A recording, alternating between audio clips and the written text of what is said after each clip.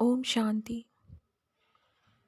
हमने अक्सर यह देखा है कि कभी कभी कोई बच्चा पैदा होते साथ ही असीम दुखों से घिर जाता है।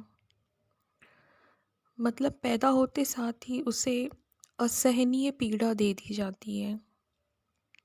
जैसे कुछ लोग बच्चे को पैदा होते ही कचरे में फेंक देते हैं या ठंड में तड़पता हुआ छोड़ देते हैं।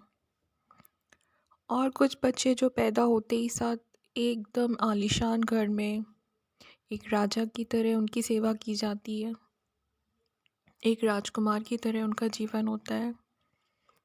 तो अभी तो वो पैदा ही हुए हैं, पैदा होते ही साथ तो उन्होंने कोई कर्म किया नहीं है अभी ऐसा जिसे हम अच्छा या बुरा कह सकें। तो जस्ट पैदा होते ही साथ किसी को इतना असीम दुख कैसे मिल गया और किसी को असीम सुख क्यों मिल रहा है? तो इससे साफ ये सिद्ध होता है कि उनका पिछला जन्म था जिसमें उन्होंने जो कर्म किए थे उसका फल वे इस जन्म में भुगत रहे हैं। तो इससे यह भी प्रूफ हो जाता है कि हम बहुत सारे जन्म लेते हैं। जो लोग इस सिद्धांत पे बिलीव नहीं करते कि पुनर्जन्म होता है, तो फिर उनके अकॉर्डिंग तो क्या भगवान ने किसी के जीवन में ऐसे ही इतना दुख लिख दिया और किसी के जीवन में सुख ही सुख लिख दिया? क्योंकि बच्चे ने पैदा होते ही साथ तो कोई कर्म किया नहीं, तो फिर क्यों किसी को इतना दुख मिल रहा है, किसी को इतना सुख क्यों? तो ईश्वर ने तो ऐसी सृष्टि बनाई नहीं है कि वे अपने मन से ही किसी को दुखों में छोड़ दें और किसी को सुख ही सुख दे दें। तो इस बात पे हमें विश्वास करना चाहिए कि हम पुनर्जन्म लेते हैं। और दूसरा ये कि जो लोग बिना सोचे समझे कितने भी बुरे कर्म किए जा रहे हैं, उनको ये एहसास नहीं है कि हमें एक एक कर्म का फल भुगतना पड़ता है।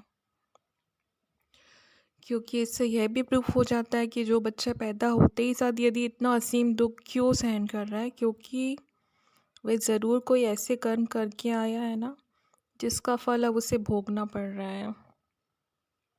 या कभी कभी हम देखते हैं कि किसी का जीवन बहुत अच्छा होता है, जिसने अपने इस जीवन में कोई भी ऐसा बुरा काम नहीं किया होता है, पर अचानक से उसके जीवन में बहुत दुख आ जाते हैं, बहुत तकलीफ़ें।